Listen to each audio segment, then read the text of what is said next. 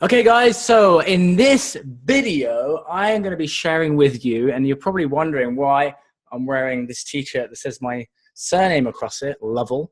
The reason is that I'm going to be sharing with you today 10 things that I learned when I took my Platinum Mastermind clients to an experience to be trained like Navy SEALs. Now, let me frame why this happened. First of all, if you've not already checked it out, check out the new encyclopedia of modern fitness business building. Also head to the podcast on iTunes, The Fitpreneurs, and also the website fitpreneurs.com. Now, three times a year, I get my top performing clients together to get together to brainstorm, to mastermind, and I always like to put them in uncomfortable situations.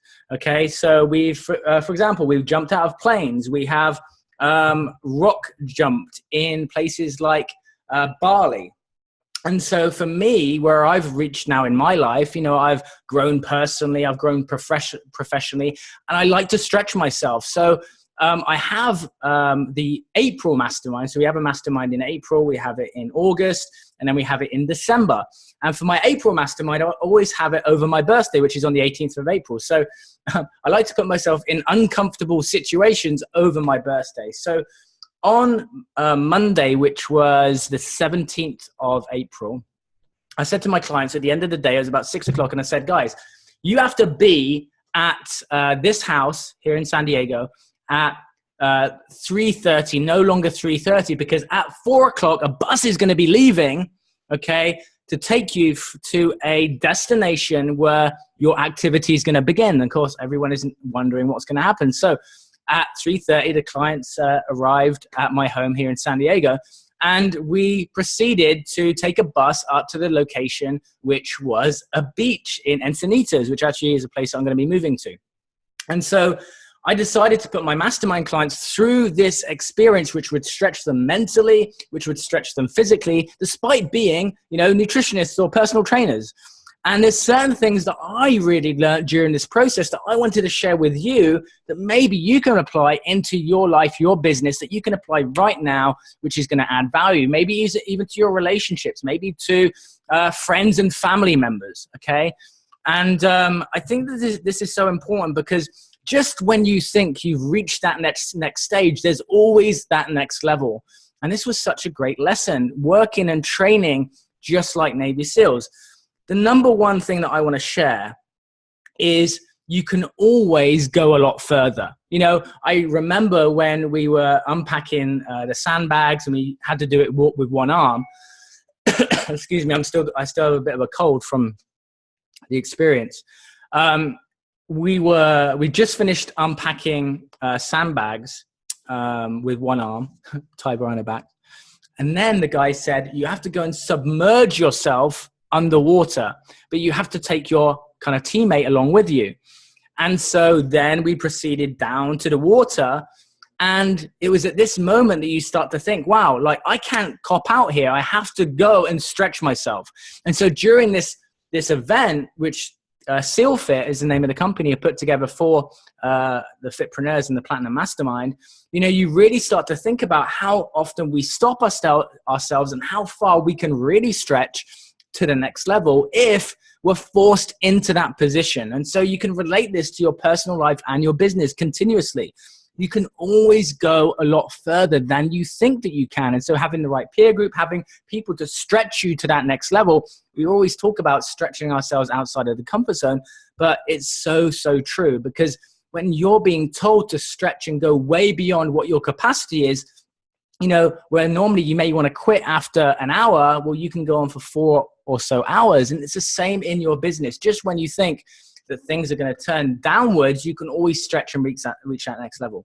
The second tip I want to talk about is there's always a better way. And this actually happened when we had these backpacks which were full of sand, and we had to take them to the top of a lifeguard tower, and they weren't allowed to touch the floor. And the first time we did it, it wasn't very efficient. It took a long time.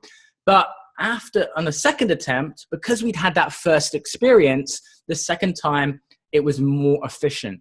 And so in your business, there's micro elements of your business, and there's always a better way that you can do things. So there's always a way to optimize your sales process. There's always a way to optimize the way that you're, growing your team or generating leads or having systems in your business. There's always a better way. So this was just a really good lesson in that there's always a better way that you can do things once you do it the second time round, third time round. And so what I notice a lot of times with people in business is that they don't look to optimize. You always want to be looking to optimize in your business, because those short couple of percentages can make a huge difference in your business. The next one, number 3, is about forced submersion. And what I mean by this was, again, we were told, okay, you have to go and be in the water and submerge yourself. And we had to lie back, we had to link arms. And together we had to just be there in the water. And so we were forced into submersing ourselves underwater. So we can also relate this to business, and I'm sure that you can sometimes with your clients, is that sometimes we need to be thrown in literally at the deep end. And if you don't, you can't reach that capacity to deal with certain situations. So if you're only doing it yourself and you're only going into that place through choice, it's very different than if you're being thrown in to do something that which you wouldn't normally do, which forces you in a position to grow. And so forced submersion, have a think about this. Are you only doing the things in your business, in your life, which are out of choice, which are comfortable? Or are you being forced into a position where you are having to stretch and grow? And so I'm sure that you do it with your clients a lot, but are you having someone stretch you to that next level? The next thing is the pain goes away. And so as we were going on this hike, as we were moving forward, the brain is forced to condition itself to the surroundings. And you can apply this again to other areas of your life and your business.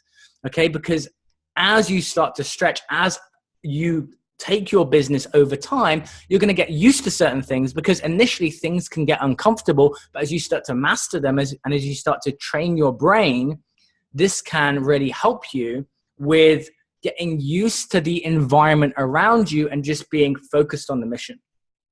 The next thing is stop the pity party. So there's a point in which sometimes you're doing something and you're put under pressure, and your body has a chance to go, oh, I'm tired. And you start to speak certain things and you start to hold your body in a certain way, but it doesn't help other members of the team. And so this is really important with yourself. If you find yourself something's not working and you've tried and you've failed, instead of going into the pity party about it and throwing your arms up and going into a negative spiral, the Navy SEAL thought process is, you got to stand up. You just got to get on with it. What's happening what has happened in the past is now in the past, and you have to just instantly get ready to move on to the next mission. Get ready to move on to the next mission. Get ready to move and focus on what is in front of you, because it really does make you think in this particular situation when you're doing these exercises. Okay, how can I apply that to my business? Am I always focused on the things that have happened in the past that have gone wrong? Am I still focusing on all of that? Or am I just focused on what is happening today, what's in front of me, and how I can powerfully move forward? The next thing is listening to instructions. And there's a thing called active listening, which is really important. But so often what happens is that we don't listen properly. And therefore, because we don't listen properly, we don't take the actions based on what we've listened to. And so many times we had to repeat ourselves and repeat certain things. And there were certain consequences if you didn't listen. And so recognizing that sometimes you can be coached, but are you really listening? And therefore, are you taking the actions based on what you've heard or based on what you've interpreted, but you've not properly listened? And so it's so important to listen to instructions clearly and make sure you take those actions based on however you're looking to grow. The next thing is about noticing habits. And this is number 7, which is there was punishment for if you put your hands in your pockets or on your hips. And this was about retraining behavior.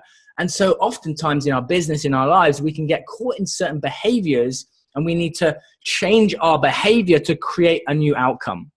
Okay. So for example, if you had your hands on your hips, or if you had your hands in your pockets, you would then have to, the whole team would have to go down into the press up position. And then everyone is being, quote unquote, punished for your behavior in that moment. And so creating behavior change comes from changing those habits. And over time, you learn not to put your hands on your hips, or to have your hands in your pockets, because you knew what was going to happen and what the consequence was.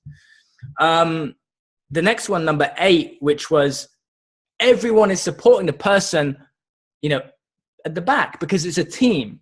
And when you're working as a team, it's so important that people work together, because it's not just about you. It's not just about you diving ahead in front, because you have to get the whole team to the place that it needs to go. And that's why you really start to learn the power of asking for help. And if you're not willing to ask for help, the whole team isn't going to get where it needs to be in a certain amount of time to be able to reach the mission. Now, whatever your mission is in your business or your life, you can apply this too. Are you working as a team, or are you separating yourself and thinking, well, I'm the best person to be doing this? For example, could you be working with and joining partnerships with other local trainers, or are you literally just saying, well, it's all about me and it's just focus? It's maybe not an abundance mindset. Or are you taking partnerships and building partnerships, maybe not with other trainers, but other local businesses, where as a collective, you can grow together as opposed to just going out on your own? Because oftentimes in business, we can seem to think that everything is going to be all about us. When actually, if you work as a team, you can actually create a better outcome when you stop to think that you're the best person to do it all. And that's a big challenge a lot of people have as working as the solo, is thinking, well, I'm the best person to do all of this. Where truly, if you want to grow a business, you need to bring in other people that maybe do things better than you. I'm always actively seeking people who are better than me, so that I can step away and focus on what my zone of genius is, and allow the team members to be able to facilitate the other things to help the business to grow. So that's really important too. Number 9 is just getting it done. Sometimes you just got to get it done. You got to ditch the thoughts. You got to ditch the negative thinking and just focus on the outcome, even though it's not perfect, even though it's maybe not to the standard you wanted to have it right now. Just get it done and let feedback give you important adjustments on how to do it better next time. And finally, be grateful. When we'd finished, excuse me, when we'd finished the mission, we actually didn't have any towels on hand. And we started at 5 o'clock in the morning, and, we finished late, and we didn't have any towels. And it was at that moment where I had some boxer shorts, which I brought with me, spare boxer shorts, and I just had those to dry me with. And it's at those points where you don't have a towel that you're grateful to just have a towel, but also just grateful for some boxer shorts to be able to dry yourself with when you're cold. So going through these types of experiences made me think about so many different things. Yes, stretching myself mentally. Yes, working as a team. Yes, pushing to that next level, but also just having gratitude for the fact that, well, I could stretch myself to the next level and take my Platinum Mastermind clients with me, but also for the simple things afterwards that really gave me a different perspective to be able to work at an elite level. And that's really why I put these guys through this, because I want to, and I have now, wanting to work at an elite level with people where you're thinking different mentally in terms of action. Because why? Because the outcomes change. And so I want to thank Michael Karen. I also want to thank Mark Devine up at SealFit in Encinitas in San Diego. Check out sealfit.com. I'm also going to have him on the Fitpreneurs podcast very soon. Check out The Unbeatable Mind, which is his book, which is fantastic. And, one of the things that the two trainers said at the end, which is really important to think about in your own life, which is, what can you do every single day, not every week, not every month, but every single day to stretch you outside your comfort zone, doing things which you wouldn't normally do? Would you normally get up at 5 o'clock in the morning and be submerged under cold water with a group of teammates linked by arms? No, you wouldn't. But we put ourselves in that position to stretch ourselves. And actually, this takes me back to when I first jumped out of a plane. I didn't do it because I wanted to. I did it because I didn't want to, because I have a fear of heights. And so always the first time it's difficult. And when I jumped out of the plane the first time, it was a challenge, but the second time it became easier. And so while I wouldn't be excited to repeat what happened again, would I do a longer version? Yes. Why? Because it's going to take me to the next level, because I've already done that mission. What's the next mission for you? What's the next stage in your business? What's the next stage in your relationship? What's the next stage within micro element of your business that you can master? Maybe you've put in 2 hours in learning copywriting. Maybe you need to start putting in 10 hours so you can get more masterful at it to produce amazing headlines. Check out the link in the comments below. Also, if you haven't already checked out the new Encyclopedia of Modern Fitness Business Building here. And super excited to share with you some of the strategies, tools, and tactics that you can apply instantly from Navy SEAL training. This is Simon Lovell from Fitpreneurs, and I'll see you very soon. Take it easy.